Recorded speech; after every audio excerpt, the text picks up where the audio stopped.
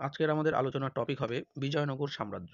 এই বিজয়নগর সাম্রাজ্যকে কেন্দ্র করে বিজয়নগরকে কেন্দ্র করে হরিহর বুক্কার নেতৃত্বে মাধব বিদ্যারণ্যের সহায়তায় দক্ষিণ ভারতে যে সাম্রাজ্য গড়ে উঠেছিল সেটাই বিজয়নগর সাম্রাজ্য।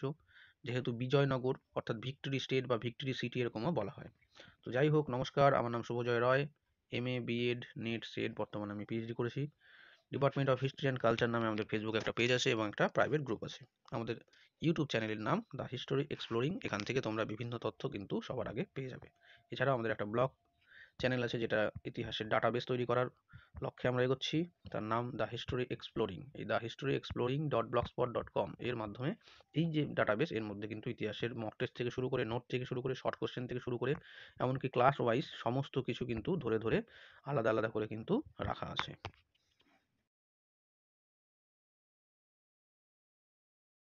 তাহলে আমরা আজকে কিছু ম্যাপের সম্পর্কে প্রথমে দেখে নেব যে বিজয়নগর সাম্রাজ্য ভারতবর্ষের মূলত কোন জায়গাতে অবস্থিত ছিল। তাহলে আমাদের একটা আইডিয়া হবে। তো সেই আইডিয়াগুলো, তার পারিপার্শ্বিক অবস্থা, বিজয়নগর, বাহমনি, আশেপাশে কোন কোন রাজ্য ছিল, এই সমস্ত বিষয়গুলো যখন আমরা দেখব তখন আমাদের একটা কিন্তু তার সম্পর্কে আইডিয়া বিল্ড হবে। তো সেটা আমাদের পড়ার ক্ষেত্রে অবশ্য কাজে লাগবে। তো এখানে দেখো ভারতবর্ষের ম্যাপ। তো বিজয়নগর সাম্রাজ্য, এখানে আমরা এই যে অংশটা দেখতে পাচ্ছি, এই ভি আকৃতির অংশ, এই জায়গাটা অর্থাৎ ভারতের দক্ষিণ দিকে কিন্তু বিজয়নগর সাম্রাজ্য অবস্থিত ছিল। তো এটা আমাদের প্রথম স্লাইড। তো এই স্লাইডে আমরা এটাই দেখানোর চেষ্টা করছি যে বিজয়নগরের অবস্থানটা কোথায় ছিল, ভারতবর্ষের কোন জায়গাতে বিজয়নগর দেখা গেল।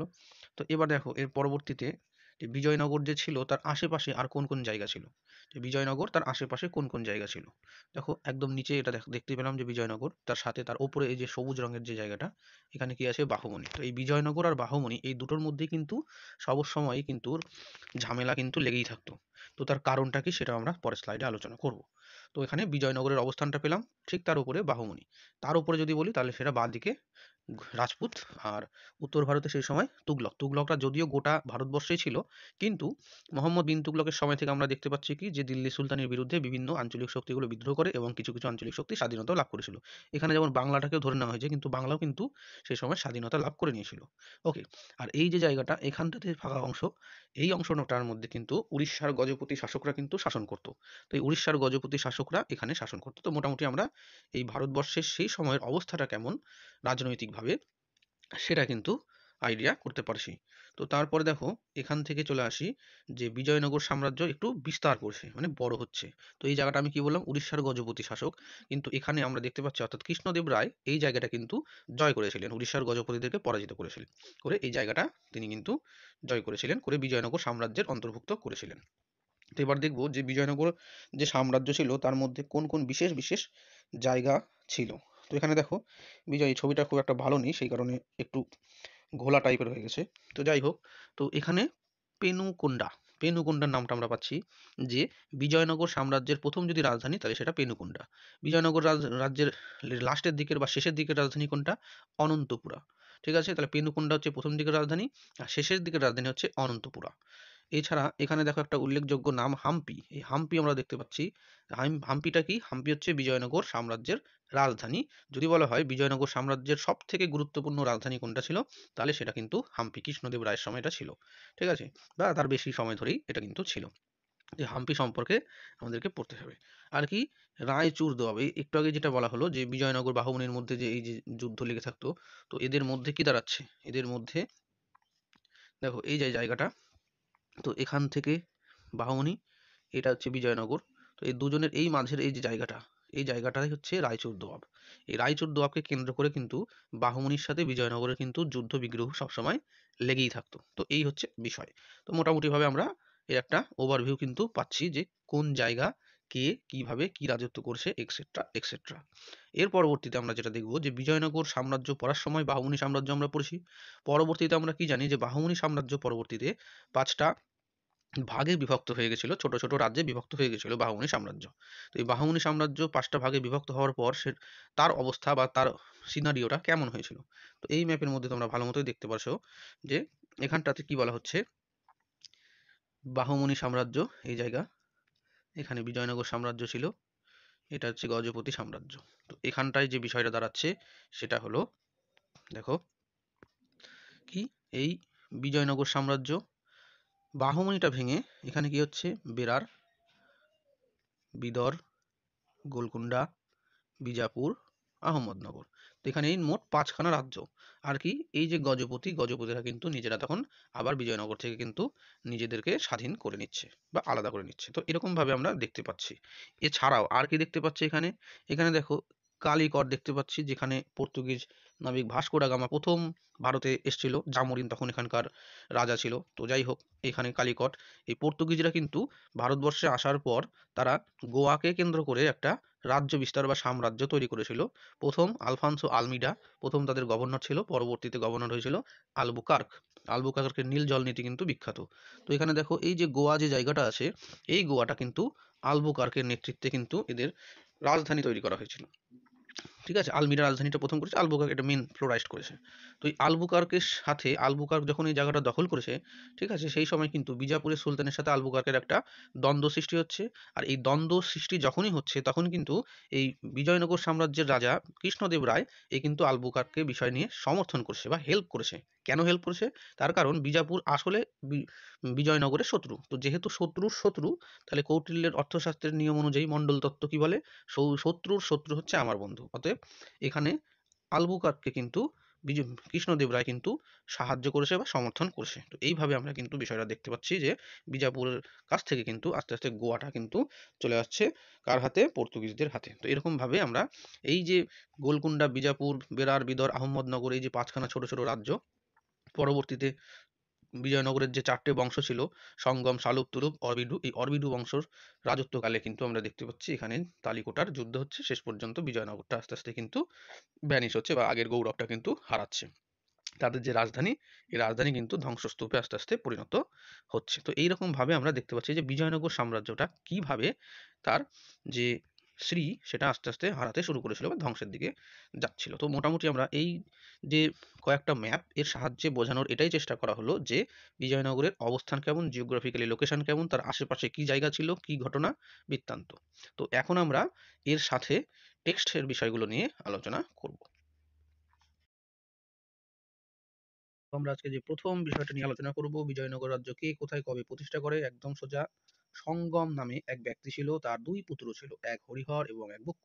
এই হরিহর এবং বুক্ক কয় কয় এখানে হরিহর এবং বুক্ক এরা 1336 খ্রিস্টাব্দে দাক্ষিণাত্যে তুঙ্গভদ্রা নদীর তীরে, ঠিক আছে, কোন নদী? তুঙ্গভদ্রা নদীর তীরে বিজয়নগর রাজ্যের প্রতিষ্ঠা করেন। যদি বলা হয় বিজয়নগর রাজ্য কোন নদীর তীরে অবস্থিত ছিল, তাহলে হবে তুঙ্গভদ্রা নদীর তীরে দাক্ষিণাত্যে অবস্থিত ছিল। তো পিতা সঙ্গমের নামেই সেই কারণে তার বংশের নাম হচ্ছে সঙ্গম বংশ। এর প্রতিষ্ঠাতাদের মধ্যে 2জন ভাই ছিল, এক হরিহর এবং এক বুক্ক। তাদের মধ্যে রাজাকে প্রথমে ছিল হরিহর, তাহলে হরিহর ছিলেন এই বংশের প্রথম রাজা। যদি বলা হয় বিজয়নগর সাম্রাজ্যের প্রথম রাজা কে ছিলেন, তাহলে হবে প্রথম হরিহর বা হরিহর। কার নামে? তার বাবার নামে, সঙ্গম বলে তার একজন ব্যক্তি, সেই সঙ্গমের 2 পুত্র হরিহর এবং বুক্ক 1336 খ্রিস্টাব্দে তুঙ্গভদ্রা নদীর তীরে বিজয়নগর বা সিটি স্টেট ঠিক না, ভিক্টোরি সিটি কিন্তু তারা তৈরি করেছিলেন। আমরা বিজয়নগর পড়ার সময় দেখি বিজয়নগরে মূলত টোটাল 4খানা রাজবংশ কিন্তু রাজত্ব করতো। আমরা একটু আগে ম্যাপেও সেটা বলে দিয়েছি। তো কি বলা হচ্ছে, বিজয়নগরে যে 4টে রাজবংশ ছিল তার নাম প্রথম সঙ্গম, শালুব, তুলুব এবং অরবিডু। এই সঙ্গম, শালুব, তুলুব, অরবিডুর প্রত্যেকটা সময়কাল এখানে দেওয়া রয়েছে। দেখো 1336 থেকে 1486 খ্রিস্টাব্দ পর্যন্ত সময়কাল ছিল সঙ্গম বংশের, 1486 থেকে 1505 পর্যন্ত ছিল শালুব বংশের, 1505 থেকে 1570 পর্যন্ত এটা ছিল তুলুব বংশের শাসন, আর 1570 থেকে 1672 খ্রিস্টাব্দ পর্যন্ত ছিল অরবিডু বংশের শাসন। তো এখানে বিষয়টা যেটা দাঁড়াচ্ছে, সঙ্গম বংশের প্রতিষ্ঠাতা কে ছিলেন? হরিহর এবং বুক্ক। শালুব বংশের প্রতিষ্ঠাতা ছিলেন নরসিংহ শালুব, আর তুলুব বংশের প্রতিষ্ঠাতা ছিলেন বীর নরসিংহ, এবং লাস্ট অরবিডু বংশের প্রতিষ্ঠাতা ছিলেন তিরুমল। এখানে কিন্তু শালুব এবং তুলুব বংশের যে প্রতিষ্ঠাতা, এদের নাম নিয়ে কিন্তু কনফিউশন আসতেই পারে। সেই কারণে ভালো মতো মনে রাখবে, শালুব বংশ নরসিংহ শালুব, আর তুলুব বংশ বীর নরসিংহ। তাহলে শালুব বংশের ক্ষেত্রে রাজার নামের শেষে থাকবে সারনেম হয়ে শালুব, আর তুলুব বংশের রাজার নামের প্রথমেই কি থাকবে? বীর। তাহলে কি দাঁড়াচ্ছে?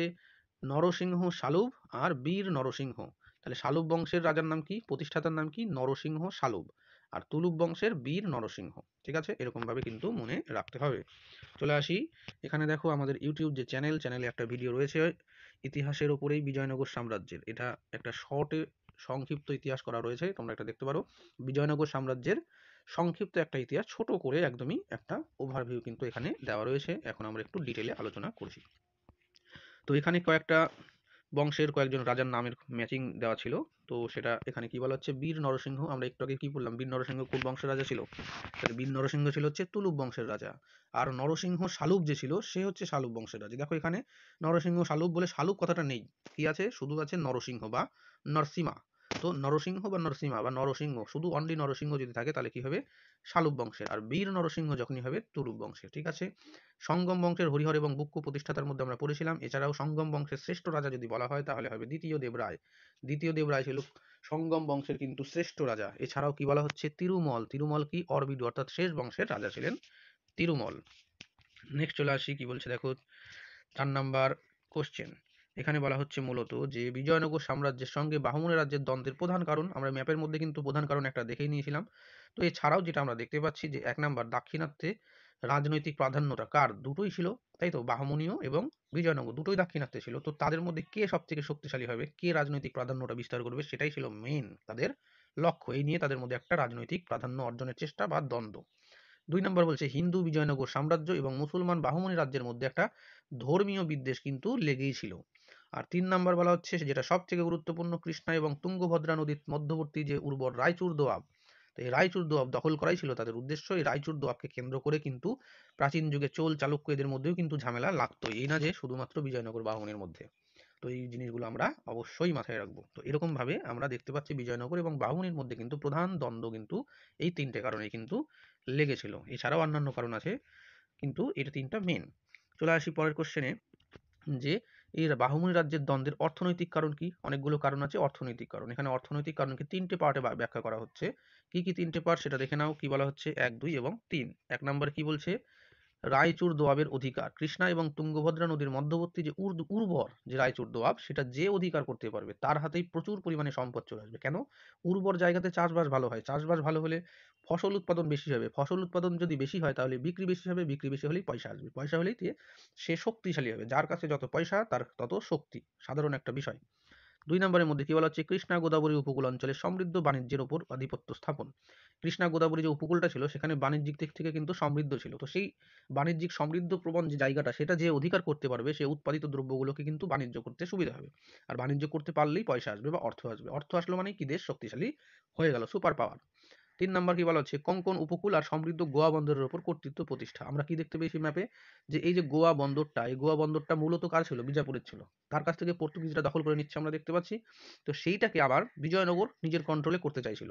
তো সেই কারণেও কিন্তু এই বিজয়নগর কন্ট্রোলে করতে চাইছে, এদিকে আবার বাহুমনি করতে চাইছে, এই নিয়ে একটা দ্বন্দ্ব। তো এইগুলো হচ্ছে তাদের অর্থনৈতিক দ্বন্দ্ব আমরা দেখতে পাচ্ছি। তারপর দেখো বিজয়নগর এর শ্রেষ্ঠ যে রাজা, শ্রেষ্ঠ রাজার কথা বলেছে, তিনি কোন বংশের ছিলেন? যদি বলা হয় বিজয়নগর সাম্রাজ্যের শ্রেষ্ঠ রাজার নাম কি, তাহলে সেটা হবে কৃষ্ণদেব রায়। কৃষ্ণদেব রায়ের সময়কাল কত? 1509 সিংহাসনে বসেন, 1530 সিংহাসন থেকে তিনি সরে দাঁড়ান। গেল। তুলুপ বংশের লোক ছিলেন তিনি, কি তুলুপ বংশ। বিজয়নগর রাজ্যের শ্রেষ্ঠ রাজা কৃষ্ণদেব রায়, তিনি কোন বংশের লোক? তিনি তুলুপ বংশের লোক ছিলেন। যদি বলা হয় সঙ্গম বংশের শ্রেষ্ঠ রাজার নাম কি, তাহলে সঙ্গম বংশের প্রতিষ্ঠাতা হরিহর, কিন্তু শ্রেষ্ঠ রাজার নাম হচ্ছে দ্বিতীয় দেবরায়। চলে আসুন নেক্সট কোশ্চেন। কৃষ্ণদেব রায়ের রাজ্যসীমা সম্পর্কে এখানে বলা হচ্ছে। তো রাজ্যসীমা বলতে আমরা কি করব, উত্তর দক্ষিণ পূর্ব পশ্চিম, সাধারণ এই বিষয়টা দেখব, উত্তর দক্ষিণ পূর্ব পশ্চিম। তো উত্তরের দিকে কি ছিল? উত্তরে ছিল কৃষ্ণা তুঙ্গভদ্রা নদীর মধ্যবর্তী রায়চুর দোয়াব। এই রায়চুর দোয়াব থেকে দক্ষিণে কি হচ্ছে, সমুদ্র উপকূল পর্যন্ত। আর পূর্ব উপকূল তেলেঙ্গানা এবং রাজামুন্দ্রি থেকে পশ্চিমে কোঙ্কণ উপকূল পর্যন্ত কিন্তু বিস্তৃত ছিল। তাহলে উত্তরে কি, কৃষ্ণা তুঙ্গভদ্রা নদীর মধ্যবর্তী রায়চুর দোয়াব, দক্ষিণে হচ্ছে সমুদ্র উপকূল পর্যন্ত, পূর্ব দিকে তেলেঙ্গানা এবং রাজামুন্দ্রি, এবং পশ্চিমে কোঙ্কণ উপকূল পর্যন্ত এর বিস্তৃতি ছিল। আমরা কি জানি, কৃষ্ণদেব রায় কিন্তু গজপতিদেরকেও, অর্থাৎ উড়িষ্যার গজপতিদেরকেও কিন্তু তার রাজ্যের মধ্যে নিয়ে চলে এসেছিল। আমরা সেটা ম্যাপে অলরেডি দেখে নিয়েছি। তো নেক্সট চলে আসো, দেখো নেক্সট কোশ্চেন কি বলা হচ্ছে। চলে আসি 8 নাম্বার কোশ্চেন, কি কৃষ্ণদেব রায়, এবার যে কৃষ্ণদেব রায়ের সঙ্গে পর্তুগিজদের সম্পর্ক কেমন ছিল? পর্তুগিজদের সম্পর্ক ভালোই থাকবে, তার কারণটা কি? তার কারণ আমরা দেখলাম গোয়া বন্দরকে কেন্দ্র করে নিয়ে একটু। এখানে দেখো পশ্চিম উপকূলে পর্তুগিজ বণিকদের সঙ্গে রাজা কৃষ্ণদেব রায়ের সুসম্পর্ক ছিল। কেন সুসম্পর্ক? একটা কারণ থাকে, সম্পর্ক সবকিছুর একটা কারণ থাকে। পর্তুগিজরা কি করছে, গোয়া বন্দর দখল করার চেষ্টা করেছে, সেই কারণে কি হলো, ওখানে বিজাপুর বা বাহমনির বিজাপুরের সাথে ঝামেলা। তো এই বিজাপুরের সাথে ঝামেলা যখনই হবে, যদিও তখন নাম বিজাপুর ছিল না, বাহমনির আন্ডারেই ছিল, তারপরেও তো এই যে জায়গাটা, বিজাপুরের যে শাসক ছিল, তো তার সাথে তো পর্তুগিজদের একটা বিদ্রোহ, বা কন্ট্রাডিক্টরি সম্পর্ক। তো সেই কারণে এখানে কৃষ্ণদেব রায় কি করেছে, তার সাথে ভালো সম্পর্ক করেছে। সাধারণ ব্যাপার, শত্রুই আমার বন্ধু মণ্ডল তত্ত্ব। তাহলে এখানে কি বলা হচ্ছে, কৃষ্ণদেব রায় সুসম্পর্ক ছিল, তিনি তাদের কাছ থেকে কি করেছিল, ঘোড়া কিনতো। যুদ্ধের জন্য আমরা কি জানি, বিজয়নগর সাম্রাজ্য পর্তুগিজদের কাছ থেকে কিন্তু ঘোড়া কিনতো। কেন? তার কারণ যুদ্ধের জন্য যে উপযোগী এক্সপার্ট ঘোড়া, সেই ঘোড়া কিন্তু ভারতে ছিল না। সব সময় সব সুলতান, মধ্যযুগের সমস্ত সুলতান বলো, সম্রাট বলো, সবাই কিন্তু ঘোড়াটাকে বাইরেই নিয়ে আসতো। সেই ঘোড়াটার নাম ছিল আরবি ঘোড়া। এই আরবি ঘোড়ার মাধ্যমেই কিন্তু যুদ্ধগুলো হতো। তো যাই হোক, এই ঘোড়াটা তারা ইনপুট করতো, ঠিক আছে। বিজয়নগর সাম্রাজ্য কিনতো ঘোড়া কাদের কাছ থেকে, পর্তুগিজদের কাছ থেকে। সেই কারণে তাদের একটা ভালো সম্পর্ক হয়েছিল। এর বিনিময়ে পর্তুগিজ শাসক আলবুকার্ককে ভাটকলের দুর্গ নির্মাণের অধিকার দিয়েছিল, ঠিক আছে। তাহলে ভাটকলের দুর্গ, আলবুকার্ককে ভাটকলের দুর্গ নির্মাণের অধিকারও কিন্তু দিয়েছিল। তাহলে এই জন্য একটা ভালো সম্পর্ক ছিল। পর্তুগিজরা বিজাপুরের কাছ থেকে গোয়া দখল করলে কৃষ্ণদেব রায় তার সমর্থন করে। তো এই যে কথাটা কিন্তু আমি আগে বলেইছি অলরেডি, যে পর্তুগিজরা বিজাপুরের কাছ থেকে যখন গোয়া দখল করেছিল, তখন কৃষ্ণদেব রায় কিন্তু পর্তুগিজদের সমর্থন করেছিল। কেন? তার কারণ অলরেডি বা বিজাপুর যে ছিল সেটা কিন্তু বিজয়নগরের শত্রুই ছিল। তো সেই কারণে তার এ সমর্থন করেছে। তবে কি, যে ভারতের মূল ভূখণ্ডের মধ্যে যে পর্তুগিজরা অনুপ্রবেশ করুক, এইটা কিন্তু তিনি কখনোই চাইতো না, যে বিদেশিরা বাইরে থেকেই থাকুক, ভেতরে প্রবেশ করা তোমাদের কোনো প্রয়োজন নাই। এই হচ্ছে তার পলিসি ছিল। নেক্সট যে আসছে কোশ্চেন, আলফান্সো আলবুকার্ক। এখানে আলবুকার্ক কে ছিলেন? আলবুকার্ক ছিলেন পশ্চিম উপকূলে পর্তুগিজ উপনিবেশের দ্বিতীয় গভর্নর, ঠিক আছে। পর্তুগিজদের যে পশ্চিম উপকূল ভারতবর্ষে, সেই পশ্চিম উপকূলের দ্বিতীয় গভর্নর ছিলেন আলবুকার্ক। এর একটা নীতি ছিল নীল জল নীতি, ব্লু ওয়াটার পলিসি। তো যাই হোক, তো দ্বিতীয় গভর্নর বলছে, তাহলে প্রথম গভর্নরের নামও আমাদের জানা দরকার। তাহলে কি হবে, প্রথম গভর্নরের নাম ছিল ফ্রান্সিসকো আলমিডা বা আলমিডো। 1505 থেকে 1509 পর্যন্ত ছিল আলমিডা। তো 1509 থেকে আলবুকার্ক আসছে, গোয়া বন্দরটা দখল করেছে। তো যাই হোক, 16 শতকের প্রথম দিকে অর্থাৎ 1509 খ্রিস্টাব্দে তিনি ভারতে আসে। তার লক্ষ্য কি ছিল? প্রাচ্যে। প্রাচ্য মানে কি? পৃথিবীর যে পূর্ব দিকের দেশ, পৃথিবীর পূর্ব গোলার্ধের যে দেশ, সেই দেশগুলোকেই বলা হয় প্রাচ্যের দেশ। আর পৃথিবীর পশ্চিম গোলার্ধের যে দেশগুলো, সেই দেশগুলোকে বলা হয় হচ্ছে পাশ্চাত্যের দেশ। তো প্রাচ্য এবং পাশ্চাত্য সম্পর্কে আমাদের একটা ছোট রিলসগুলো যে আছে, সেটা সম্পর্কে ক্লিয়ার করে আমাদের বর্ণনা করা রয়েছে। তোমরা সেই রিলসটা কিন্তু সার্চ করে দেখে নিতে পারো, প্রাচ্য এবং পাশ্চাত্য কাকে বলে। তো যাই হোক, চলে আসি ব্যাক টু দ্য পয়েন্ট। তো এটি একটি স্থায়ী পর্তুগিজ উপনিবেশ সাম্রাজ্য গঠন করা, এটা লক্ষ্য ছিল তাদের। যাই হোক, সামরিক শক্তির জোরে, সামরিক শক্তির জোরে তিনি গোয়া, মালাক্কা, অরমুজ প্রভৃতি দখল করে একটি পর্তুগিজ সাম্রাজ্য গড়ে তুলেছিল। তো কে পর্তুগিজ সাম্রাজ্যটা গড়ে তুলেছিল? নাকি আলবুকার্ক। কোন কোন জায়গা? গোয়া, মালাক্কা, অরমুজ, এই যে জায়গাগুলো, এই জায়গাগুলোকে দখল করে তিনি একটি পর্তুগিজ সাম্রাজ্য গড়ে তুলেছিলেন। আর কি, গোয়া যে ছিল, গোয়া ছিল পর্তুগিজদের প্রধান সামরিক এবং বাণিজ্যিক কেন্দ্র। গোয়াতে তারা কুঠি তৈরি করেছিল, ঠিক আছে। তো গোয়া কি ছিল? পর্তুগিজদের প্রধান সামরিক, যদি বলা হয় পর্তুগিজদের প্রধান সামরিক ঘাঁটি কোনটা, তাহলে সেটা হচ্ছে গোয়া, ঠিক আছে। আর পর্তুগিজের প্রধান বাণিজ্যিক কেন্দ্র, সেটাও গোয়া। তো আমরা দেখবো, ভারতবর্ষ যখন স্বাধীন হয়, ব্রিটিশরা যখন 1947 সালে 15 আগস্ট ভারতকে স্বাধীনতা দিয়ে চলে যাচ্ছে, তখনও কিন্তু গোয়া কিন্তু ভারতের অন্তর্ভুক্ত হয়নি। কেন? তার কারণ পর্তুগিজরা কিন্তু গোয়াটার মধ্যে ছিল। মানে গোয়া কাদের কন্ট্রোলে ছিল? পর্তুগিজের কন্ট্রোলে। সেই কারণে কিন্তু পরবর্তীতে কিন্তু ভারত সরকার গোয়াটাকে কিন্তু দখল করেছিল। সেনা পাঠিয়ে জেনারেল জয়ন্ত চৌধুরীকে সেখানে পাঠানো হয়েছিল অপারেশন ব্লু স্টারের মাধ্যমে। তো এই হচ্ছে আমাদের বিষয়। নেক্সট দেখো কি বলা হচ্ছে, অষ্টদিগ্গজ। অষ্টদিগ্গজ বা অষ্টদিগ্গজ। অষ্টদিগ্গজ বা অষ্টদিগ্গজটা কি জিনিস? কৃষ্ণদেব রায়ের জ্ঞানীগুণী ব্যক্তিদের পৃষ্ঠপোষকতা করতেন। কৃষ্ণদেব রায় নিজেও যেমন ছিলেন একজন জ্ঞানীগুণী ব্যক্তি, তিনি সেই রকম জ্ঞানীগুণী স্কলারদেরকে কিন্তু পৃষ্ঠপোষকতাও করতেন। তো তার রাজসভায় একজন বিখ্যাত কবি ছিলেন, যিনি ছিলেন তেলেগু কবি। তার নাম ছিল হচ্ছে পেড্ডান বা পোড্ডান বা পোদ্দান, ঠিক আছে, এক কথায় পেদ্দান। তো এই পেদ্দান সহ আরো কজন ছিল? 8 জন গুণী ব্যক্তি সমাবেশ কিন্তু কৃষ্ণদেব রায়ের দরবারে ছিল। তো এই 8 জন গুণী ব্যক্তিকে একত্রে কি বলা হয়? অষ্টদিগ্গজ, ঠিক আছে। পেদ্দান সহ আরো 8 জন গুণী ব্যক্তি ছিলেন, তাদেরকে একত্রে বলা হচ্ছে অষ্টদিগ্গজ। যদি বলা হয় অষ্টদিগ্গজ কোথায় ছিল বা কার দরবারে ছিল, অষ্টদিগ্গজ ছিল হচ্ছে বিজয়নগরের তুলুক বংশের শাসক কৃষ্ণদেব রায়ের দরবারে ছিল হচ্ছে অষ্টদিগ্গজ। অষ্টদিগ্গজের মধ্যে উল্লেখযোগ্য একজন ব্যক্তি, তার নাম হচ্ছে পেদ্দান বা পোদ্দান। তার লেখা একটা গ্রন্থ, তার লেখা গ্রন্থ হচ্ছে মনু চরিত্রম, ঠিক আছে। তো এই যে তামিল ভাষায় এটা একটা লেখা গ্রন্থ, এখানে কি বলা হচ্ছে, এই যে গ্রন্থটা ছিল, এই গ্রন্থটা তামিল ভাষায় লেখা। আর এই পেদ্দান যে ছিল, পেদ্দানকে কি বলা হয়? অন্ধ্র কবিতার পিতামহ। অন্ধ্র কবিতা, অন্ধ্র মানে অন্ধ্রপ্রদেশ, তো এই অন্ধ্র কবিতার পিতামহ, নট এ ব্লাইন্ড, ওকে। তো কি বলা হচ্ছে, অন্ধ্র কবিতার পিতামহ বলা হতো পেদ্দানকে। দেখো নেক্সট কোশ্চেনটা আবার এটাই চলে এসেছে, কি অন্ধ্র কবিতার পিতামহ কাকে বলা হয়, এটি কোন কাব্যগ্রন্থে রচনা করেন?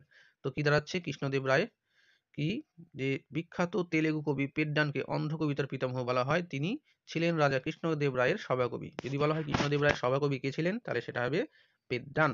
তো পেড্ডানের একটি বিখ্যাত গ্রন্থ, সেটা হচ্ছে মনু চরিত্রম। মনু চরিত্রম, এটা তামিল ভাষায় লেখা একটা গ্রন্থ। এটা তোল হয়ে গেছে, এটা তামিল হবে, যাই হোক তামিল ভাষায় বা লেখা একটা গ্রন্থ, তেলেগু আর কি, তেলেগু ভাষায় লেখা একটা গ্রন্থ, ঠিক আছে, তেলেগু ভাষায়, হ্যাঁ, 1557।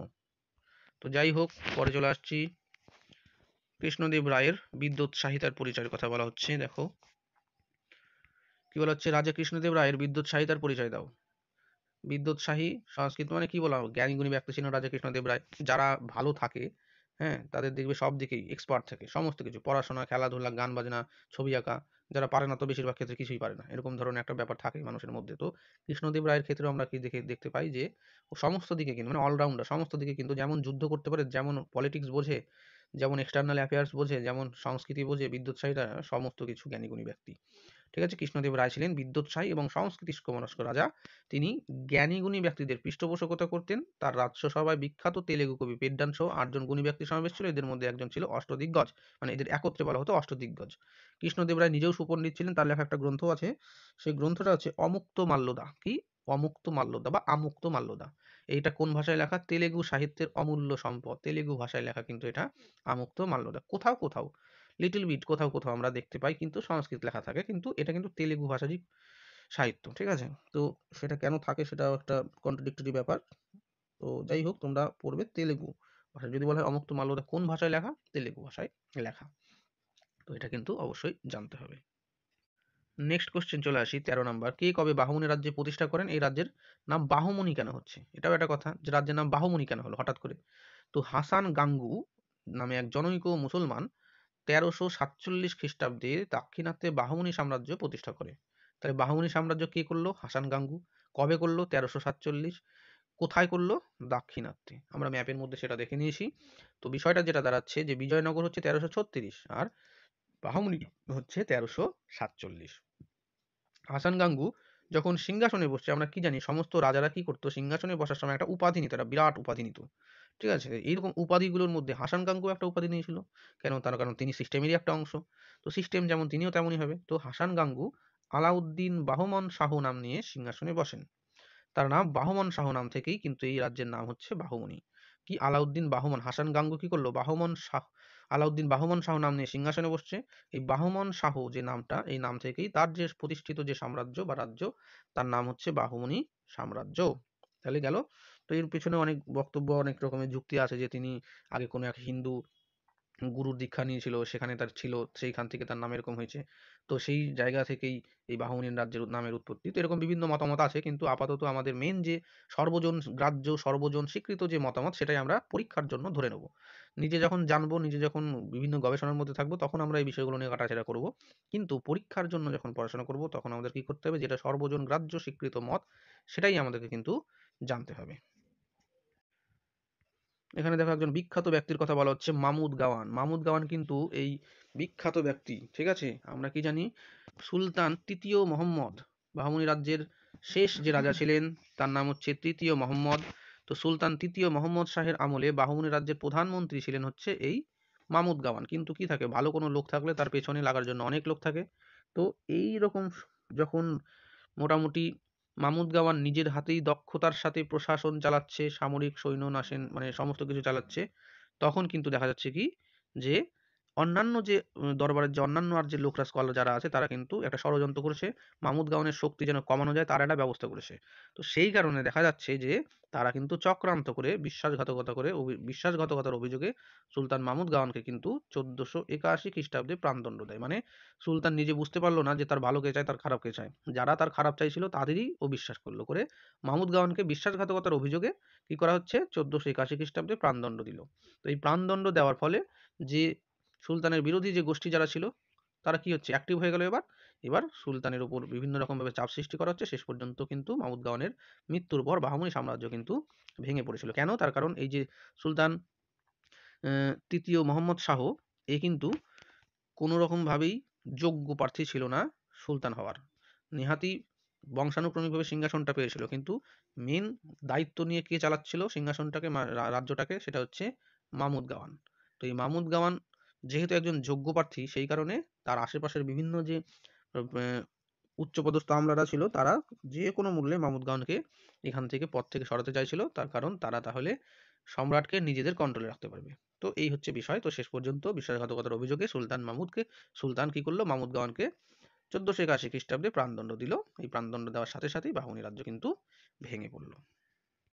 এবার যে জায়গাটা আসছে দেখো, যে সুলতানি রাজ্য মাহমুদ গাওয়ানের মৃত্যুর পর তো ভেঙে যাচ্ছে বাহমনি রাজ্য, তো সে কটা রাজ্য হচ্ছে তার উপরে আমরা ম্যাপের মধ্যেও দেখলাম 5খানা রাজ্য হয়েছে। ঠিক আছে, গোলকুন্ডা, বিজাপুর, বেরার, বিদর, আহমদনগর, এই কয়টা রাজ্য কিন্তু তৈরি হয়েছে। এবার এখানে লেখা আছে বিজাপুর গোলকুন্ডা, আমি গোলকুন্ডা বিজাপুর কেন বললাম, তার কারণ আমি একটা বিষয়টাকে এইভাবেই মুখস্থ করা আছে যে গোলকুন্ডা, বিজাপুর, বেরার, বিদর, আহমদনগর। কেন এইভাবে করা আছে, তার কারণ এর কিছু কারণ আছে। এই যে বংশগুলো আছে, এই বংশের রাজা, এই বংশের রাজবংশ পরীক্ষাতে এরকম আসে যে গোলকুন্ডার কোন বংশ রাজত্ব করতো বা বিজাপুরে কোন বংশ রাজত্ব করতো। তো আমার একটা ফরম্যাট ছিল, সেই ফরম্যাট আমার মুখস্থ করা হয়েছিল, সেই কারণে সেই রকমভাবেই আমি এখন এখানে বলে দিচ্ছি যে গোলকুন্ডা, বিজাপুর, গোলকুন্ডা, বিজাপুর, বেরার, বিদর, আহমদনগর। এখানটাতে কি দেখা যাচ্ছে যে গোলকুন্ডা যে ছিল, গোলকুন্ডাতে এইখানটাতে দেব হচ্ছে কয়রস্যু, তারপরে হচ্ছে বিজাপুরে আ, ঠিক আছে, বেরার, বিদর, বেরারে হচ্ছে ই বা নি, এরকমভাবে আমাদেরকে কিন্তু একটা ফরম্যাট তৈরি করতে হবে। কি ফরম্যাটটা আছে, যে গোলকুন্ডাতে কি বলা হচ্ছে কুটা দিলাম, এটাকে একসাথে যদি লিখি তাহলে কু আ ই বা নি, তাহলে কুয়াই বাণী। তো এই কুয়াই বাণীর মধ্যে যদি আমরা বলি তাহলে কি হচ্ছে, গোলকুন্ডা, গোলকুন্ডা যে বিষয়টা অর্থাৎ কুতুব শাহী ডাইনেস্টি, গোলকুন্ডাতে কোন বংশ ছিল, কুতুব শাহী ডাইনেস্টি। ঠিক আছে, তারপরে চলে আসো নেক্সট বিজাপুর, বিজাপুরে আ আছে, ঠিক আছে, কু আ ই পানি। তো এরকমভাবে কিন্তু আমাদেরকে কিন্তু দেখতে হবে। আদিল শাহী ডাইনেস্টি ছিল হচ্ছে বিজাপুরে, আতে আদিল শাহী ডাইনেস্টি। তারপরে চলে আসো বেরার, বেরারে কি আছে, ই আছে, ইমাদ শাহী ডাইনেস্টি। তারপরে কি বলছে বিদর, বারিদ, বা আছে তো বারিদ শাহী ডাইনেস্টি। আর আহমদনগর, আহমদনগর হচ্ছে নিজাম শাহী ডাইনেস্টি। তো এরকমভাবে মুখস্থ করা, সেই কারণে আমি এরকমভাবে বললাম। ঠিক আছে, তো গোলকুন্ডা, বিজাপুর, বেরার, বিদর, আহমদনগর, এটা একটা মুখস্থ করেছিলাম। এর সাথে একটা ফরম্যাট দিয়েছিলাম কুয়াই বাণী।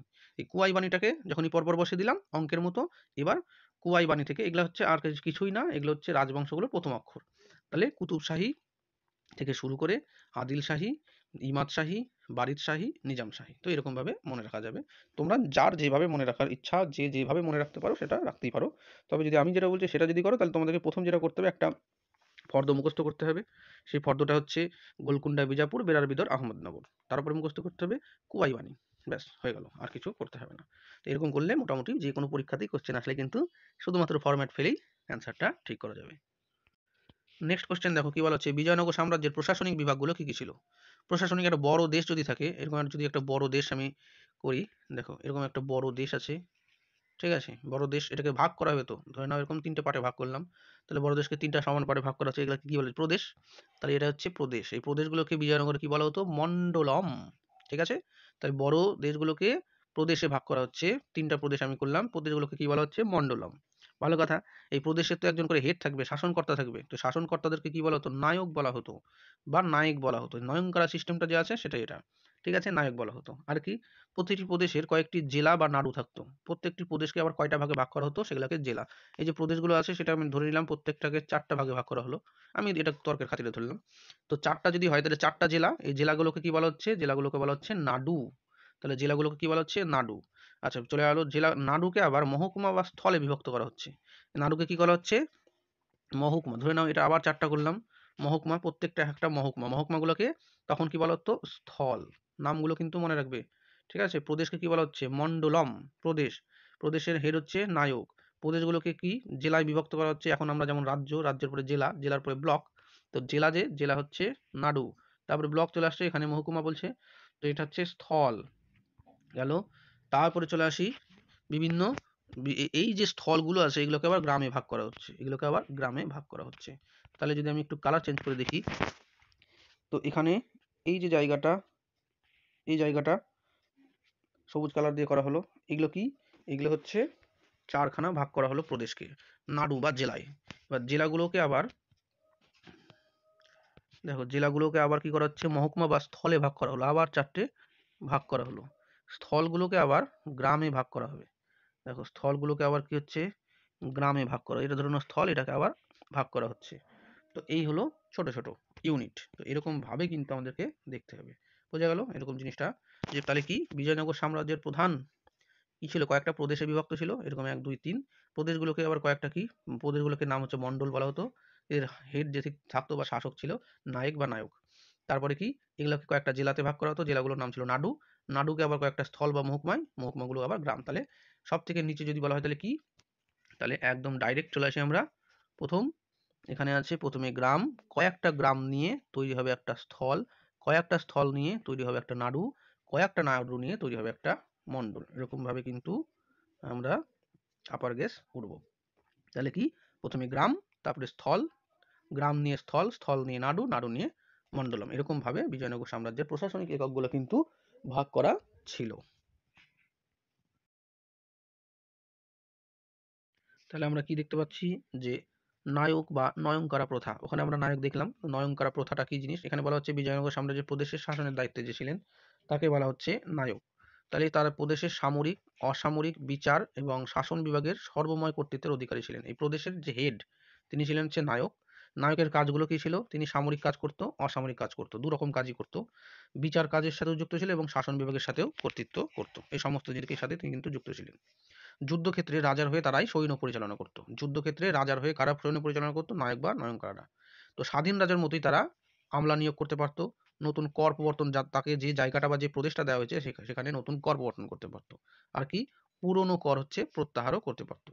অবশ্য রাজদ্রোহ ও অযোগ্যতার কারণে রাজা কিন্তু তাদেরকে আবার পদচ্যুতও করতে পারতো, যে তার বিরুদ্ধে যদি রাজদ্রোহ, সে যদি রাজদ্রোহের সাথে যুক্ত হয় বা তার যদি সে যদি অযোগ্য হয়, তাহলে রাজা কিন্তু তাদেরকে কিন্তু পদচ্যুতও করতে পারতো।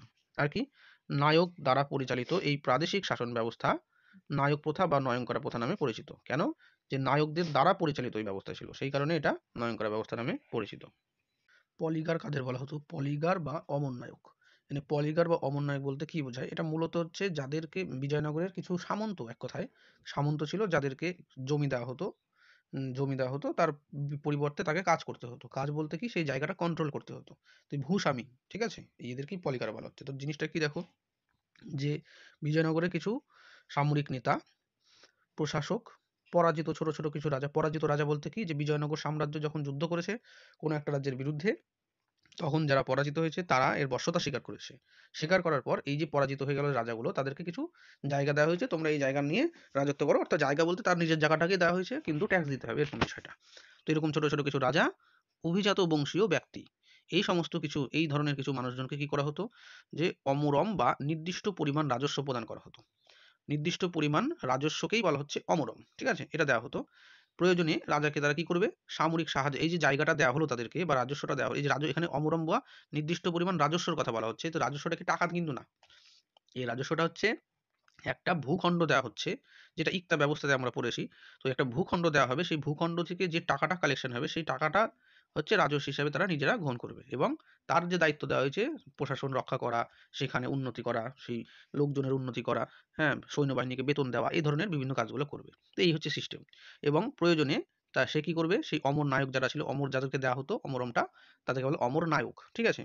তো এরা কি করবে, প্রয়োজনে সামরিক সাহায্য দানের শর্তে বড় বড় ভূখণ্ড দেওয়া হতো। এই যে যেটা বললাম আর কি, যে রাজা তোমাদেরকে একটা জায়গা দেওয়া হচ্ছে, সেই জায়গার ট্যাক্স তুমি কালেক্ট করো, করে সেই টাকা থেকে তুমি নিজের বেতন রাখো, এখানে তুমি সৈন্যবাহিনী যেটা রেখেছো সেই এই টাকা থেকে তাদের বেতন দাও, এখানকার প্রশাসন ছোটমোটো একটা পরিচালনা করো, তো এই দায়িত্বটা তোমাকে দেওয়া হলো, তুমি এই টাকা থেকেই ওইগুলো করো। তারপরেও যে টাকাটা বাঁচবে সে টাকা সরকারের কাছে কোষাগারে জমা দেবে। এই যে সিস্টেমটা, এটাই হচ্ছে অমরম, ঠিক আছে। তো এই যে ভূস্বামী যারা ছিল, যেটা দিল্লি সুলতানেতে ইকতাদার, ঠিক আছে, বা ওয়ালি, এই যে যারা ছিল, এটাই হচ্ছে বিজয়নগরে এদের নাম কি ছিল, পলিগার বা অমর নায়ক। তো অমরমটা যাদেরকে দেওয়া হতো বা অমরম যারা গ্রহণ করতো, তাদেরকেই বলা হচ্ছে অমর নায়ক, ঠিক আছে, বা পলিগার। তাহলে এটা কি দিল্লি সুলতানের ইকতাদারদের সাথেই কিন্তু একদম সরাসরিভাবে সম্পর্কিত। তো এই হচ্ছে পলিগার বা অমর নায়ক। নেক্সট কোশ্চেনের মধ্যে দেখো কি বলছে, আয়গার বা আইনগার ব্যবস্থাটা কি। আয়গার বা আইনগার, এটা গ্রামের সাথে ভিলেজ অ্যাডমিনিস্ট্রেশনের সাথে যুক্ত আইনগার ব্যবস্থা। কি বলা হচ্ছে, গ্রামে আমরা কি জানি, বর্তমানে গ্রামে একটা গ্রাম পঞ্চায়েত থাকে। তো এবার গ্রাম পঞ্চায়েত যেমন প্রধানমন্ত্রী একটা ক্যাবিনেট থাকে, মুখ্যমন্ত্রী একটা ক্যাবিনেট থাকে, ঠিক একই রকমভাবে গ্রামে যে গ্রাম পঞ্চায়েত আছে, সেই গ্রাম পঞ্চায়েতেরও তো প্রশাসন পরিচালনার জন্য বিভিন্ন ওই মেম্বারগুলো থাকে, তাই না। গ্রাম পঞ্চায়েতের মেম্বারগুলোকে নিয়েই তো একটা ক্যাবিনেট থাকে প্রধানের। তো এই যে মেম্বার, ঠিক আছে, এই মেম্বার 12 জন মেম্বার নিযুক্ত করা হয়েছিল গ্রামের। তো তো গ্রামের প্রশাসন পরিচালনা অর্থাৎ ভিলেজ অ্যাডমিনিস্ট্রেশনের জন্য, গ্রামের প্রশাসন পরিচালনার জন্য 12 জন নিযুক্ত করা হয়েছিল, নিয়ে একটা প্রশাসন তৈরি করা হয়েছিল। ঠিক আছে, প্রত্যেকটি গ্রামে 12 জন করে আয়েঙ্গার নিযুক্ত করা হয়েছিল। এদের বেতন বাবদ ভূমি লাভ করতো, মানে এদেরকে বেতন হিসাবে জমি দেওয়া হতো। আয়েঙ্গার পদ এবং ভূমি সত্ত্ব এই দুটোই কিন্তু আবার বংশানুক্রমিক ছিল, তাদের কিন্তু উন্নতি হয়েছে বলা চলে। ঠিক আছে, তাহলে এখানটায় মেন জিনিসটা কি দাঁড়াচ্ছে, যে বিজয়নগরের শাসন ব্যবস্থায় গ্রাম ছিল একটা পৃথক এবং প্রায় স্বাধীন একক, যেটা আমরা দক্ষিণ ভারতের বিভিন্ন ক্ষেত্রে দেখি, চোলদের ভিলেজ অ্যাডমিনিস্ট্রেশন, বিজয়নগরের ভিলেজ অ্যাডমিনিস্ট্রেশন, হ্যাঁ, জিনিসগুলো। তাহলে যে গ্রাম একটা পৃথক এবং প্রায় স্বাধীন একক ছিল, তো এখানে বলা হচ্ছে 12 জন দ্বারা নিযুক্ত গ্রাম পরিচালনার একটা প্রশাসন, এটাই হচ্ছে আয়েঙ্গার ব্যবস্থা। রাজা প্রতিটি গ্রামে 12 জন করে আয়েঙ্গার নিযুক্ত করতেন এবং এদের বেতন বাবদ ভূমি লাভ করতেন। আয়েঙ্গার পদ এবং ভূমি সত্ত্ব ছিল বংশানুক্রমিক। তো গ্রামীণ স্তরের এই শাসন ব্যবস্থায় আয়েঙ্গার ব্যবস্থা নামে পরিচিত। নেক্সট কোশ্চেন আসছে, বিজয়নগরে যে সমস্ত পর্যটকরা আসতো, বিদেশি পর্যটক, তাদের একটা লিস্টের কথা বলছে। যে বিজয়নগরে আগত বিদেশি পর্যটকদের মধ্যে উল্লেখযোগ্য কি ছিল দেখো, ইতালি থেকে আগত কি ছিল, নিকোলো কোন্টি। পার্শ্বিক দূত ছিলেন আব্দুর রাজ্জাক। পর্তুগিজ থেকে এসেছিলেন Domingo Edward Barbosa, Paes, Nuniz এরা। এবার প্রশ্ন হচ্ছে, এই যে বিজয়নগর সাম্রাজ্য কেমন ছিল, তার বিস্তার, তার দুর্গ এলাকা কেমন ছিল, হ্যাঁ, তা সেখানে ড্যাম কেমন ছিল, এই যে বিভিন্ন ধরনের বিস্তার বর্ণনা, সেখানে ব্যবসা বাণিজ্য, ট্রেড রুট, ট্রেড, হ্যাঁ, জনগণের জীবনযাত্রা, সমস্ত কিছু সম্পর্কে কিন্তু তথ্য আমরা পাই এই ধরনের বিভিন্ন বিদেশি পর্যটকদের বিবরণ থেকে, যেমন Niccolo Conti, Abdur Razzaq, Edward Barbosa, Paes, Nuniz এদের বর্ণনা থেকে। তো এবার প্রশ্নটা আসে যে কে কার সময় এসেছিল, যে কোথায় থেকে এসেছিল আর কার সময় এসেছিল। যে নিকোলো কোন্টির বাড়ি কোথায় ছিল বা কোথাকার পর্যটক, ইতালি থেকে এসেছিল, কার সময় এসেছিল, প্রথম দেবরায়ের সময়।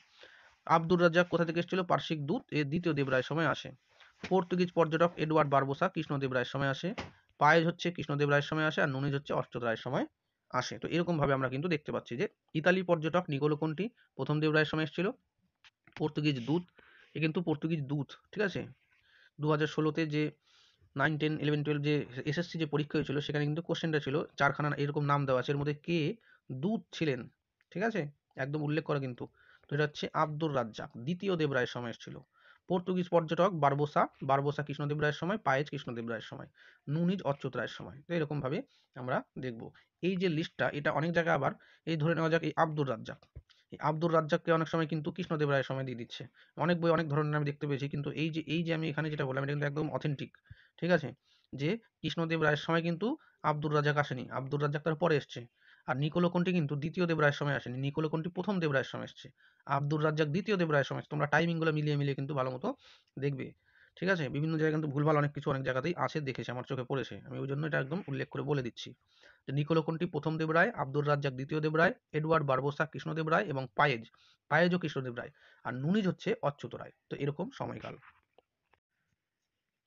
বিজয়নগরের বৈদেশিক বাণিজ্যের প্রধান বৈশিষ্ট্যটা কি? বিজয়নগরের বৈদেশিক বাণিজ্যের প্রধান বৈশিষ্ট্য, এখানে কি বলা হচ্ছে, আব্দুর রাজ্জাক, আমরা একটু আগে পড়েছি পার্শ্বিক, এখানে পর্যটক বলা হচ্ছে, তো যাই হোক, দূত, পার্শ্বিক দূত আব্দুর রাজ্জাক কি করেছে, বিজয়নগর সাম্রাজ্যে 300টা বন্দরের কথা উল্লেখ করেছে। কটা বন্দর? 300, 300 গেল। পশ্চিম উপকূলে কালিকট বন্দর, আমরা কালিকট বন্দরটা ম্যাপের মধ্যেই দেখে নিয়েছি, কালিকট বন্দর ছিল প্রধান। পশ্চিম উপকূলে প্রধান বাণিজ্য বন্দর যদি বলা হয়, তাহলে সেটা কোনটা ছিল? তাহলে সেটা কিন্তু কালিকট বন্দর। এছাড়া কি বলা হচ্ছে, বা ব্যবসা বাণিজ্য কাদের সাথে হতো, এখানে দেখো, ব্রহ্মদেশ, মালয়, লাক্ষাদ্বীপ, মালদ্বীপ, চীন, পারস্য, আরব, এই সমস্ত দেশগুলোর সাথে কিন্তু বিজয়নগরের বাণিজ্যিক সম্পর্ক ছিল। তাহলে কোথায় কোথায়? ব্রহ্মদেশ, মালয়, লাক্ষাদ্বীপ, মালদ্বীপ, চীন, পারস্য, আরব, এই দেশগুলোর সাথে বিজয়নগরের ব্যবসায়িক সম্পর্ক ছিল। এবার চলে আসি যে ব্যবসায়িক সম্পর্কের ক্ষেত্রে আমরা কি দেখবো, যেটা রপ্তানি এবং আমদানি, এরকম দুটো পার্টে হয় ব্যবসা। তো রপ্তানি আর আমদানির মধ্যে আমরা কি দেখতে পাচ্ছি বিজয়নগরের? দুটো জিনিস কি, বস্ত্র। দেখো রপ্তানির মধ্যে কি আছে, এই রপ্তানি, এখানে আছে বস্ত্র, চাল, লোহা, সোরা, মশলা, এগুলো হচ্ছে রপ্তানি করা হতো বা বিদেশে পাঠানো হতো। আর বিদেশ থেকে আনা হতো কি, আমদানি কি করা হতো, তামা আমদানি করা হতো, মণিমুক্তা আমদানি করা হতো, চীনা রেশম আমদানি করা হতো, ভেলভেট আমদানি করা হতো, প্রবাল আমদানি করা হতো, আর সব থেকে গুরুত্বপূর্ণ যেটা, এটা হচ্ছে সব থেকে ইম্পর্টেন্ট, সেটা হচ্ছে আরবি ঘোড়া। কি আমদানি করার মধ্যে যদি বলা হয় বিজয়নগরে আমদানিকৃত সব থেকে উল্লেখযোগ্য কোনটা, সেটা হচ্ছে গুরুত্বপূর্ণ, সেটা হচ্ছে আরবি ঘোড়া। এই আরবি ঘোড়াটা কিন্তু আমদানি করা হতো। এছাড়াও মণিমুক্তা, চীনা রেশম, ভেলভেট, প্রবাল, তামা এগুলো আমদানি করা হতো। ঠিক আছে। আর বিজয়নগর সাম্রাজ্যের পশ্চিমের প্রধান বন্দর যদি বলা হয় তাহলে সেটা কোনটা? কালিকট ছিল কিন্তু পশ্চিম উপকূলের প্রধান বন্দর। পার্শ্বিক পর্যটক আব্দুর রাজ্জাক বিজয়নগরে কটা বন্দরের উল্লেখ করেছে? এটা হচ্ছে 300টি বন্দরের কিন্তু উল্লেখ করেছেন। নেক্সট কি বলছে যে গিল্ড বা নিগমের ভূমিকা কী ছিল? বিজয়নগর সাম্রাজ্যের যে অর্থনীতি, এই অর্থনীতির ক্ষেত্রে গিল্ড বা নিগমের ভূমিকা কী ছিল? গিল্ড বা নিগম এটা কিন্তু খুবই গুরুত্বপূর্ণ একটা টপিক। প্রাচীন ভারতের বিশেষ করে গুপ্ত যুগ থেকে, হ্যাঁ, গুপ্ত যুগ থেকে কিন্তু এর গুরুত্বটা আস্তে আস্তে বাড়তে শুরু করেছিল। তো গিল্ড কিন্তু অবশ্যই পড়বে, গিল্ড থেকে কিন্তু অবশ্যই পরীক্ষায় প্রশ্ন আসে। গিল্ডের নাম কি, কিভাবে গিল্ড তৈরি হতো, গিল্ডের কাজগুলো কী কী ছিল, এরকম জাতীয় কিন্তু কোশ্চেন আসে। তাহলে কি বলা হচ্ছে? বিজয়নগরের শিল্প এবং বাণিজ্যের গিল্ড বা নিগম, তাহলে গিল্ডের আর এক নাম কি? নিগম বা বণিক সংঘ একটি গুরুত্বপূর্ণ ভূমিকা ছিল। বিভিন্ন শিল্পী বণিকদের পৃথক পৃথক গিল্ড কিন্তু ছিল। ধরে নেওয়া যাক যে যে কাজ করে বিভিন্ন ব্যবসা আলাদা আলাদা, কাপড়ের ব্যবসা কেউ করে, তাহলে কাপড়ের জন্য একটা ব্যবসায়ী সংগঠন। গিল্ড বলতে বর্তমান যুগের হচ্ছে ব্যবসায়িক সংগঠনগুলোকেই হচ্ছে তখনকার দিনে বলতো গিল্ড বা নিগম। ঠিক আছে। তো কাপড়ের দোকানদার যারা আছে তারা কাপড়ের ইউনিয়ন তৈরি করেছে, মাছ বিক্রি করে যারা তারা মাছের ইউনিয়ন তৈরি করেছে, টোটো চালায় যারা তারা টোটোর ইউনিয়ন তৈরি করেছে, বাস চালায় যে বাস মালিক যারা আছে ভেহিকেল যাদের তাদের বাসের ইউনিয়ন। এরকম ধরনের যে যে কাজের সাথে যুক্ত তারা সেই ইউনিয়নটা কিন্তু তৈরি করে, মানে আলাদা আলাদা ইউনিয়ন হতো বা আলাদা আলাদা গিল্ড হতো। এবার গিল্ডের তো কিছু কাজও থাকে, যে গিল্ড কিন্তু জনসেবার কাজেও বিভিন্ন সময় করতো, জনগণের টাকা ধার দেওয়ারও কাজ করতো, হ্যাঁ, সুদের টাকা ধার দেওয়ার কাজও করতো। তো এরকম ধরনের কিন্তু বিভিন্ন কাজ, জনসেবামূলক কাজও করতো, এরকম অনেক কাজই করতো এবং এমনকি অনেক সময় রাজাকেও টাকা ধার দিত। এদের কাছে এত টাকা থাকতো আর কি। তো যাই হোক, পৃথক পৃথক গিল্ড ছিল। এর ফলে একই ধরনের শিল্প বা বাণিজ্যের লোকালাইজেশন, অর্থাৎ শহরের নির্দিষ্ট স্থান গড়ে ওঠে। মানে ওটা অমুক বাজার, ওটা তমুক বাজার, এরকম টাইপের হয় না, ওই রকম ধরনের বলা হচ্ছে। নির্দিষ্ট স্থান গড়ে ওঠার প্রবণতা ছিল। গিল্ড দেশের ব্যবসা বাণিজ্য নিয়ন্ত্রণ করত। কি করতো? ব্যবসা বাণিজ্য। গিল্ড থেকে কিন্তু এবার 2023 ডিসেম্বরের যে ডাব্লিউবি সেট পরীক্ষাটা হয়েছে সেখানেও কিন্তু গিল্ডের প্রধান কারা ছিলেন এরকম একটা কোশ্চেন কিন্তু এসছে। ওটা আমাদের চ্যানেলে দেওয়া রয়েছে, তোমরা কিন্তু দেখে নিতে পারো। দেখবে প্রিভিয়াস ইয়ার কোশ্চেন ডাব্লিউবি সেটের একটা প্লেলিস্ট আছে, সেখানে গিয়ে কিন্তু তোমরা প্রিভিয়াস ইয়ারের কোশ্চেনগুলো কিন্তু দেখবে। ওখানে আমরা বিগত দিনে এর আগে যে ইংলিশের যে ভার্সানের যে পরীক্ষাগুলো হতো সেটের 2015, 16, 17, হ্যাঁ, এই কোশ্চেনগুলো আমরা আস্তে আস্তে সেখানে দিতে থাকবো। নেক্সট কোশ্চেন কি বলছে? তালিকোটার যুদ্ধ কবে কাদের মধ্যে হয়েছিল? তালিকোটার যুদ্ধ 1565 খ্রিস্টাব্দে তালিকোটার যুদ্ধ হয়েছিল। কাদের মধ্যে? একদিকে ছিল হচ্ছে বিজয়নগর সাম্রাজ্য, তার সঙ্গে কি হয়েছিল? তার সঙ্গে বিজাপুর, আহমদনগর, গোলকুন্ডা, বিদর। এখানে দেখো যে বিজয়নগর সাম্রাজ্য তো ছিল, তার উপরে কি ছিল? বাহমনি সাম্রাজ্য। তো বাহমনি সাম্রাজ্য ভেঙে আমরা কি জানি? 5খানা রাজ্য তৈরি হয়েছিল। কি কি সেটা? গোলকুন্ডা, বিজাপুর, বেরার, বিদর, আহমদনগর। তো এখানটাতে আমরা দেখো একটা জিনিস মিসিং পাচ্ছি, সেটা হচ্ছে বেরার মিসিং, তাই না? তাহলে বিজয়নগরের সাথে তালিকোটার যুদ্ধ হচ্ছে 1565-তে। তো এবার 1565-তে যখন যুদ্ধ হচ্ছে তখন কি দাঁড়াচ্ছে যে কার সাথে? যে 4টে রাজ্য ছিল তার মধ্যে ছিল বিজাপুর, আহমদনগর, গোলকুন্ডা, বিদর। এখানে বেরার নেই। কেন? বেরারের অবস্থানটাও তোমরা যখন ম্যাপে দেখলে একদম ওপরে বাঁদিকে আছে, অতএব এর সাথে অতটা কন্ট্যাক্টে না থাকলেও কোনো অসুবিধা নেই, এরকম একটা ব্যাপার। তো যাই হোক, 4টি বাহমনি সাম্রাজ্যের মিলিত। এটা পরীক্ষাতে এরকম আসতে পারে যে তালিকোটার যে যুদ্ধ হয়েছিল সেই যুদ্ধে নিম্নোক্ত কোন রাজ্য অংশগ্রহণ করেনি? ঠিক আছে। তাহলে সেটা কিন্তু দেখো আলাদা করে কালি দিয়ে করা, সবুজ রঙের। বেরার এই যুদ্ধে অংশগ্রহণ করেনি, এটা কিন্তু খুব গুরুত্বপূর্ণ। ঠিক আছে। তালিকোটার যুদ্ধ কত খ্রিস্টাব্দে হয়েছিল? কাদের মধ্যে হয়েছিল? এটা নর্মাল কোশ্চেন, এটা পরীক্ষায় বারবার আসে। কিন্তু যদি এই কোশ্চেনটাকে একটু কঠিন করতে যায় তাহলে কি করবে? তাহলে এটাকে একটু চেঞ্জ করবে। কি? জিনিসটা একই থাকলো যে এর মধ্যে কে অংশগ্রহণ করেনি, ব্যাস। তাহলে আমরা সাবকনসিয়াস মাইন্ডে আমরা কিন্তু অনেক সময় এগুলা পড়ি না, যেগুলো আছে সেটাই পড়ি, তখন খুঁজে পাওয়া যাবে না বা ভুল হয়ে যাবে। তো এই জিনিসগুলো কিন্তু মাথায় রাখবে। তো যাই হোক, বেরার হচ্ছে সেই জায়গা যে কিন্তু অংশগ্রহণ করেনি। গেল। তখন বিজয়নগরের রাজা কে ছিল যখন তালিকোটার যুদ্ধ হয়? যদি কোশ্চেন আসে তালিকোটার যুদ্ধের সময় বিজয়নগরের রাজা কে ছিল, তাহলে সেটা হচ্ছে সদাশিব রায়। আর মন্ত্রী বা প্রধান নেতৃত্ব, যুদ্ধটা নেতৃত্ব কে দিয়েছিল? সেটা হচ্ছে রাম রায়। ঠিক আছে। তো এরকম ভাবে তোমরা কিন্তু দেখবে তালিকোটার যুদ্ধের রাক্ষসতান্ডির যুদ্ধ বলা হচ্ছে, এই কিন্তু নাম তালিকোটার যুদ্ধের আর একটা অন্য নাম। এখন যেটা বলা হচ্ছে তাৎপর্যটা কি? এই যে যুদ্ধটা হলো তালিকোটার 1565-তে, তাৎপর্য কি? তাৎপর্য এই যে বিজয়নগর পরাজিত হলো, তার যে রাজধানী ধ্বংসস্তূপে পরিণত হচ্ছে। এই যুদ্ধের ফলে এতটা ক্ষয়ক্ষতি হয়েছিল যে বিজয়নগর সাম্রাজ্য খুব দ্রুত কিন্তু পতনের দিকে এগিয়ে গেল। প্রায় অর্ধ শতাব্দী অর্থাৎ 50 বছর এর মধ্যেই কিন্তু রাজ্যটা কয়েকটা খণ্ডে খণ্ডে বিভক্ত হয়ে যায়। আর দাক্ষিণাত্যে যে হিন্দু প্রাধান্য স্থাপনের যে স্বপ্ন ছিল সেটা কিন্তু চিরতরে বিনষ্ট হয়ে গেল। এই হচ্ছে তালিকোটার যুদ্ধের তাৎপর্য। কি, বিজয়নগর পরাজিত হলো, রাজধানী যেটা হাম্পি সেটা ধ্বংসস্তূপে পরিণত হলো, দ্রুত বিজয়নগর সাম্রাজ্য পতনের দিকে এগিয়ে গেল, যেটা 50 বছরের মধ্যেই অনেক খণ্ডে বিভক্ত হয়ে গেল। আর হিন্দু প্রাধান্য স্থাপনের যে একটা স্বপ্ন ছিল দাক্ষিণাত্যে, সেটাও চিরতরে বিলুপ্ত হয়ে গেল। তো এরকম ভাবে আমরা দেখতে পাচ্ছি। পরবর্তীতে আসছে শিবাজি, তো সেটা তো পরবর্তী, কিন্তু এই যে সময়কাল এখানে কিন্তু এরকম, শিবাজির টাইমটা অনেক পরে পরে। তো যাই হোক, তো এই হচ্ছে তালিকোটার যুদ্ধের তাৎপর্য। নেক্সট কি বলছে দেখো, নেক্সট বলা হচ্ছে যে ভারতের সামুদ্রিক ইতিহাসে 1498 খ্রিস্টাব্দ গুরুত্বপূর্ণ কেন। 1498 সালটা শুনে তোমরা বুঝতে পেরে গেছো আশা করি। 1498 মানেই পর্তুগিজ নাবিক ভাস্কো ডা গামার ভারত আগমন। তো ভারত আগমনের সময় কি করেছিল, উত্তমাশা অন্তরীপ পার হয়ে ভারতের পশ্চিম উপকূলে, ঠিক আছে, কালিকট বন্দরে উপস্থিত হলেন কে, সেই হচ্ছে ভাস্কো ডা গামা। সেই সময় রাজা কে ছিল কালিকটের, জামোরিন। ঠিক আছে, এই ঘটনাই হচ্ছে ইতিহাসে গুরুত্বপূর্ণ একটা ঘটনা, 1498, যে ভারতবর্ষে যে ভাস্কো ডা গামা আসছে এটা। আর কি দাঁড়াচ্ছে, যে ভারতে আসার পথ জলপথ আবিষ্কার হয়, ভারত ও ইউরোপের মধ্যে ঘনিষ্ঠ যোগাযোগ তৈরি হয়েছিল। আর 2 নাম্বার, এই পথ ধরেই পরবর্তীকালে ওলন্দাজ, দিনেমার, ইংরেজ, ফরাসি প্রভৃতি ইউরোপীয় জাতি ভারতে বাণিজ্য করতে আসে, এবং কালক্রমে ভারতে ইংরেজদের কিন্তু ঔপনিবেশিক সাম্রাজ্য কিন্তু গড়ে ওঠে। যদি সেই সময় ভাস্কো ডা গামা না আসতো, তাহলে হয়তো ইতিহাসটা একটু অন্য হতো। ইতিহাস তো ইতিহাসের মতোই হতো, কিন্তু একটু হয়তো ধারাটা অন্যদিকেই হতে পারতো। তো এখানে কি বলা হচ্ছে, তাহলে জলপথ আবিষ্কার হওয়ার ফলে ভারত ও ইউরোপের মধ্যে একটা ঘনিষ্ঠ যোগাযোগ তৈরি হচ্ছে। তার ফলে ওলন্দাজ, দিনেমার, ইংরেজ, ফরাসি এরা চলে আসছে ভারতে। শেষ পর্যন্ত আমরা দেখতে পাচ্ছি কি, ইংরেজরা ভারতবর্ষে উপনিবেশিক সাম্রাজ্য কিন্তু গড়ে তুলেছিল। এখানে আমরা কিছু মিসলেনিয়াস ছোট ছোট শর্ট টাইপের কিছু আলোচনা করব। এরপরে আমি একটা কথা বলে রাখি, এরপরে আমরা কিন্তু বিজয়নগর সাম্রাজ্যের উপরই স্পেসিফিক্যালি ডিটেল আরো কিছু কিছু জায়গা নিয়ে ভিডিও তৈরি করব। এই ভিডিওতে সমস্ত কিছু কভার করা সম্ভব হলো না, অনেকটা বড় হয়ে গেছে। তো এরপরে যেমন হাম্পি নিয়েই একটা ভিডিও তৈরি করার ইচ্ছা আছে, দেখা যাক কতটা কি সফল হই।